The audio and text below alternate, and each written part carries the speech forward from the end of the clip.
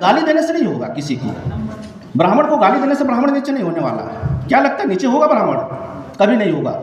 RSS एक ऐसी संस्था है जो कंटिन्यूअस 100 साल तक काम करती रही शांतिपूर्वक। टेररिस्ट ऑर्गेनाइजेशन भी डिक्लेयर हुआ इस देश में, लेकिन उसके बावजूद भी शांत नहीं रहे अपने लक्ष्य के प्रति। उनका डेडिकेशन देखिए। आपने कभी एक आरएसएस वॉलंटियर्स, मैं उनकी एप्रिसिएशन नहीं कर रहा हूँ, देखिए अच्छाई कहीं से भी सीखी जा सकती है, अपने दुश्मन से भी सीखी जा सकती है। आरएसएस के एक वॉलंटियर्स आप कभी मिले हैं? अपना पूरा जीवन देता है। किससे आप लड़ाई लड़ रहे हैं? बीजेपी एक पॉलिटिकल विंग है, समझिए जमीनी हकीकत, और इश्यूज को ट्रेस आउट कीजिए, तभी आप सॉल्यूशन की तरफ जा सकते हैं। बीजेपी एक पॉलिटिकल विंग है जो एक आरएसएस जैसे माँ से पैदा हुई है, और आरएसएस 1925 से लगातार संघर्ष कर रहा है, और इस देश में जो करना चाहता था अब जाके वो सफल हुआ है। कहने का मतलब 90 के बाद थोड़ा सा अपने स्टेज को देखिए। 90 के बाद आपके बीच में जो राजनीतिक चेतना जगी, जो आपकी लोकल पार्टियां आई, जो भी स्टेट में जो भी हो, उसके बाद ये ऑर्गेनाइजेशन आपको नोटिस कर रहा है। आप बहुत ज़्यादा चेतना आ गया आपके अंदर पॉलिटिकल अवेयरनेस बहुत हाई हो गई। उसका मतलब क्या हुआ कि आपको पद चाहिए, आपको मिनिस्टर बनना है, एमपी बनना है, एमएलए बनना है, प्रधान बनना है, जिला पंचायत बनना है। अब सोचिए वहीं से चेंजिंग कैसे हो रहा है। यहाँ गाली देने से नहीं होगा किसी को। ब्राह्मण को गाली देने से ब्राह्मण नीचे नहीं होने वाला है। क्या लगता है नीचे होगा ब्राह्मण? कभी नहीं होगा। कम से कम इस स्टेज के सम्मान को रखिए। यहाँ आपके नेतागण थे, एमपी एमएलए थे, उसमें कुछ मिनिस्टर्स को, एमपीज को मैंने इनवाइट किया। उनके सामने इस तरह के बोलेंगे तो आपके बीच नेता नहीं होने चाहिए। नेता होने चाहिए, क्योंकि आपकी बात को रखने के लिए हो सकता है उनकी पॉलिटिकल डिसिप्लिन्स हैं, जिस पार्टी से जुड़े हुए हैं, लेकिन कहने का मतलब यह है कि आरएसएस एक ऐसी संस्था है जो कंटिन्यूअस 100 साल तक काम करती रही शांतिपूर्वक। टेररिस्ट ऑर्गेनाइजेशन भी डिक्लेयर हुआ इस देश में, लेकिन उसके बावजूद भी शांत नहीं रहे अपने लक्ष्य के प्रति। उनका डेडिकेशन देखिए। आपने कभी एक आरएसएस वॉलंटियर्स, मैं उनकी एप्रिसिएशन नहीं कर रहा हूँ, देखिए अच्छाई कहीं से भी सीखी जा सकती है, अपने दुश्मन से भी सीखी जा सकती है।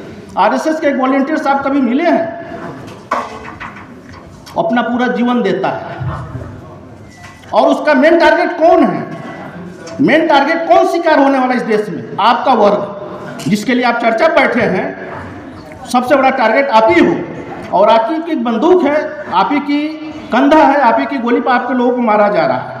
जिस दिन हिंदू राष्ट्र बना, हिंदू राष्ट्र का मतलब मेरा जो एनालिसिस है वो ब्राह्मण राष्ट्र बनेगा। हिंदू राष्ट्र केवल एक छलवा है, जिसके वजह से आपको एकजुट किया जा रहा है कि आप हिंदू हो। लेकिन आप प्रैक्टिकली देखिए कि जब आपको शेयरिंग की बात आती है, अब आपको चाहिए क्या? ये सवाल आपसे पूछा जाता है। प्रेसिडेंट की कुर्सी तो आपके पास चली गई, एक आदिवासी के पास। बैकवर्ड बन गया आपका प्राइम मिनिस्टर, इसके पहले भी दलित प्रेसिडेंट था। कहने का मतलब कि जो पप्पू लोगों को बैठाया जा रहा है, अब आपको पॉलिटिक्स करने के तरीके बदल गए, और आप बहुत जल्दी रिजल्ट चाहते हैं। हमारे लोग एमपी एमएलए कैबिनेट मिनिस्टर बहुत जल्दी बनना चाहते हैं। जनता भी बहुत आपका पैसेंस की। आपको बता दूं, ये बहुजन जनता जो है, बहुत बड़ा पैसेंस है इनके अंदर कि आपको इतने, आप सोचिए कि 60-70 के ज़माने में जब हम लोगों का जन्म नहीं हुआ था, कर्पूरी ठाकुर जैसा आदमी बिहार जैसे स्टेट में, आप सोच भी नहीं सकते जितनी मतलब असमानता की अगर उदाहरण देखा जाए तो बिहार एक बेस्ट एग्जाम्पल हो सकता है। और आपको बता दूं, मेरे दोस्त हैं ठाकुर साहब, लोग बोलते हैं राजभर जी हमारे यहाँ चमार जो कैसे अम्ब्रेला लेके नहीं जाता है। ये 20 साल पहले की बात बताता हूँ आपको, बक्सर जिले की। उस स्टेट में 60 के दशक में कर्पूरी ठाकुर जैसा व्यक्ति जन्म लिया, और वो काम किया जो आप लोग सभी जानते हैं। उसको भारत रत्न दे दिया गया, लेकिन एक जगह पे आपको कॉन्फिडेंस कर दिया गया। ये एक लॉबी चल रही थी कर्पूरी ठाकुर के रूप में, वहाँ पे ख़त्म है। उनके चेले हैं, लेकिन उनका अब अंत है। कहने का मतलब है कि आप बहुत जल्दी कोशिश कर रहे हैं, जनता आपकी तैयार नहीं है। ये इंटेलेक्चुअल्स लोग कभी मूवमेंट नहीं करते हैं, एसी में बैठ के मूवमेंट नहीं होता है। हम सुप्रीम कोर्ट में बैठ के सोचें और गांव जाएंगे तो अपने समाज के साथ बोलेंगे, अरे ये तो गरीब आदमी है। बोले ब्रदरहुड की भावना पालिए आप लोग। जो अपने साथ आपका जो आपके घर में पोछा पोछी लगाने आ रही है, जो लेबर है ना, उसको बोलिए, उसको एक एहसास कराइए कि हम भी तुम्हारे ही हैं। तब देखिएगा कैसे आपका नेटवर्क पैदा होता है। उसको इस चीज़ का गमून होगा, उसका प्राउड होगा कि हमारा एक आदमी IAS है, एक PCS है, एक वकील है। आपके कहने पर जनता क्यों नहीं आ रही है? इतनी बड़ी असेंबली है, सुबह से बैठे लोग, और एक ऑर्गेनाइज जो करने वाले लोग हैं, जो प्रोग्राम को स्पॉन्सर कर रहे हैं। एक देखिए डिसिप्लिन आपके ऊपर, VIP ट्रीटमेंट जो देने की जो प्रथा है, इसको ब्रेक लगाइए। आपके बीच में जो मेंबर पार्लियामेंट जा रहे हैं, जो भी जा रहे हैं, अगर अपॉइंटमेंट लेते हैं, कुछ के पर्सनल रीजन हो सकते हैं, उनके शेड्यूल्स हो सकते हैं, सुना के जाने की वो मत कीजिए। क्यों? ये कमजोरी किसकी है? इस इंटेलेक्चुअल्स की है। आपके MP बैठ के क्यों नहीं सुन सकता आपकी? यहाँ सुनाने वाला भी वैसा होना चाहिए, कुछ सुने। 5 मिनट भाषण देके सारे चले गए। ये VIP कल्चर को you have to stop right now. अगर आप चाहते हो कि इनकी भागीदारी हो, आम आदमी कैसे आम आदमी चलेगा आपके साथ? ये इंटेलेक्चुअल्स का मूवमेंट, इनसे आशा मत कीजिए। जो इसी से मूवमेंट नहीं होता है। बिहार के गाँव-गाँव में जाना होगा और UP के गाँव-गाँव में जाना होगा। और आपकी जातियों को इस तरह से बांटा गया है, सिंपल सी बात है। कितने बड़े चैनल, आप सोचिए कि आपके बीच में ऐसे ऐसे महापुरुष, डॉक्टर अंबेडकर, पूरी दुनिया रट रही है। नॉलेज ऑफ सिंबल यूनेस्को ने एडमिट कर लिया, लेकिन अपने देश में अब डॉक्टर अंबेडकर को मंदिर में बैठाने की तैयारी है। सोच लीजिए, और आप ही जाकर वहाँ पे अगरबत्ती घुमाओगे। डॉक्टर अंबेडकर की अभी आइडियोलॉजी नहीं थी।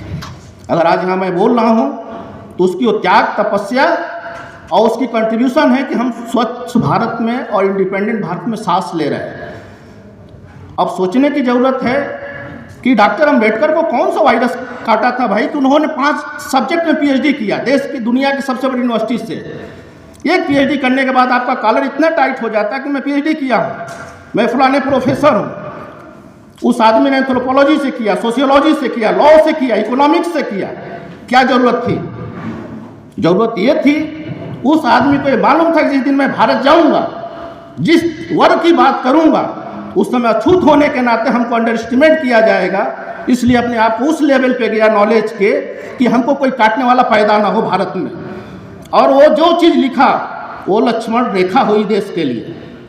तो कहने का मतलब केवल भाषणबाजी और कमर्शियलाइजेशन से दूर रहिए। उसके विजन को, उसके आइडियोलॉजी को हमको आगे ले जाना पड़ेगा। जनता तैयार है, ये आप लोगों का भ्रम है कि जनता तैयार नहीं है। अनपढ़ गंवार जो गांव के लोग हैं ना, वो ज़्यादा ही चालाक है, लेकिन मजबूर हैं कि किसके तरफ जाएं, जात की पार्टी में जाएं कि सपा के साथ जाएं कि बसपा के साथ जाएं। ये ताना बाना सारा पॉलिटिकल ढंग से ऐसे बुना गया है कि आप डिवाइडेड हैं और आप ही को लोगों को उठा के बोलता बैठ जाए, कैबिनेट में चाहिए ना तुमको, तू मोरिया है ना, ले 2 मोरिया ले ले, 2 राजभर ले ले, 2 पान ले ले। उसके बाद वो एक वर्ड नहीं बोलना, समाज की बात आएगी। लेकिन ये वक्त चल रहा है, एक वक्त आने वाला है, उसके लिए हमको तैयार होने की ज़रूरत है और जनता को तैयार करने की भी ज़रूरत है। ये कॉन्स्टिट्यूशन क्लब ऑफ इंडिया है, पूरी दुनिया यहाँ से बोलते हैं तो सुनते हैं। इस स्टेज को इस तरह से मत डिफेम कीजिए किसी वर्ग को गाली देने के लिए या उस तरह करने के लिए। क्या उससे कोई फर्क पड़ेगा? ब्राह्मणों को गाली देने से क्या ब्राह्मण नीचे आने वाला है क्या? कि वो अपना काम छोड़ देगा? या मनुवादी लोग क्या अपना काम छोड़ देंगे?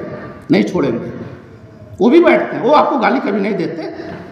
तो रिक्वेस्ट है कि कम से कम एक डिग्निफाइड स्टेटमेंट दिया जाए और किसी के बारे में अब सब न बोला जाए। यहाँ आप यूनाइट करने के लिए आए हुए हैं, एकजुट करने के लिए आए हैं, एक अच्छे मैसेज देने के लिए आए हैं, न कि किसी भाईचारा को बिगाड़ने के लिए आए हैं। इस सारी बातों के साथ चूँकि मंच अंत जा रहा है, थैंक यू वेरी मच, धन्यवाद।